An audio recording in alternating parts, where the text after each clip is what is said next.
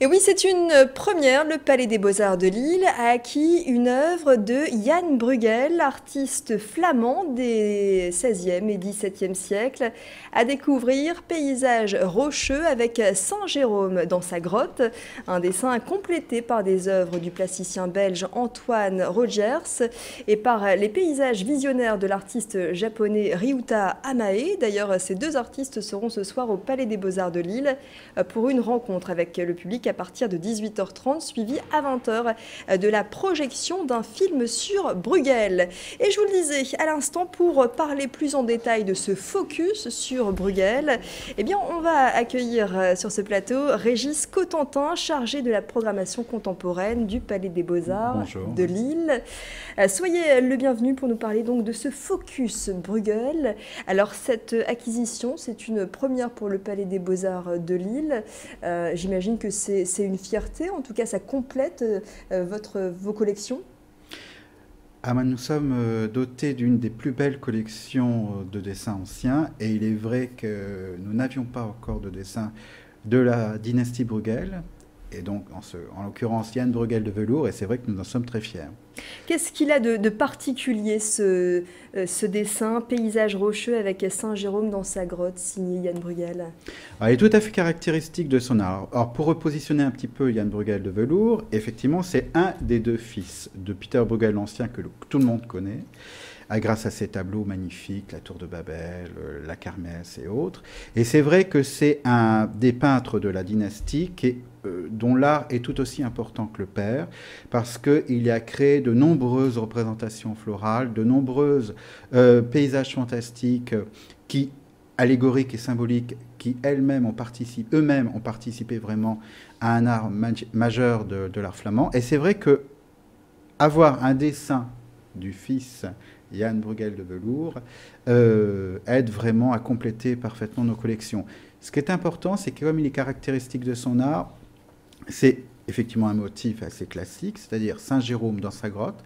Donc Saint Jérôme est tout petit dans ce dessin, et c'est vraiment, il y a une densité végétale, minérale, qui fait que chaque motif, comme dans tous les tableaux de Bruegel, de la dynastie Bruegel, est très intéressant, dit quelque chose, amène du sens, amène une autre perspective. On est vraiment là à détailler chaque portion du dessin, et qu'il y a une véritable richesse non seulement de la qualité même du dessin, et puis il y a une qualité de sens et de profondeur qui fait en sorte que c'est un dessin exceptionnel.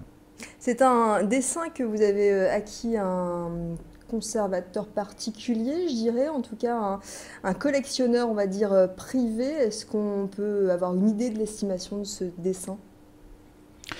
À je crois qu'il coûte, d'après ce que c'est 140 000 euros, je crois.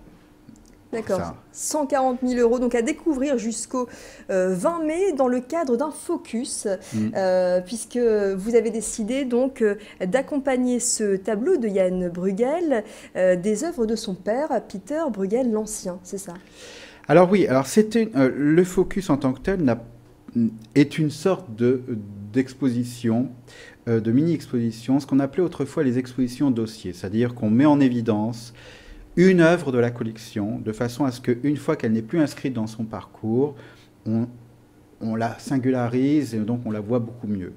Là, cette fois-ci, le fait de la mettre en focus, c'est évidemment d'expliquer en quoi ce dessin appartient à une certaine forme de famille de peintres.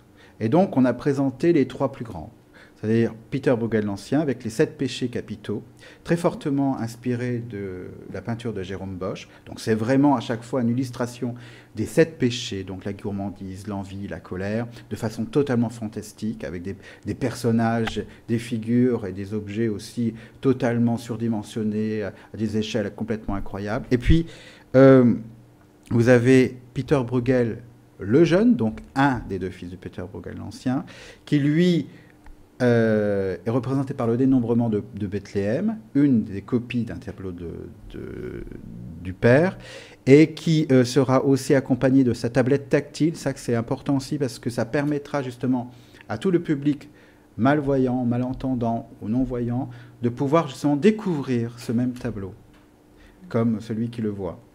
Et puis vous avez donc le dessin de Jan Bruegel de velours, et vous avez toutes les œuvres de Ryuta Hamae, qui pareillement, c'est un artiste japonais, crée des paysages d'inspiration brugelienne, et la vie idéo de Antoine Rogiers, qui dit, lui, par contre, crée un film d'animation à partir des 7 péchés capitaux de Bruegel. C'est toujours fascinant de voir en mouvement une estampe ou un tableau que l'on a toujours vu immobile.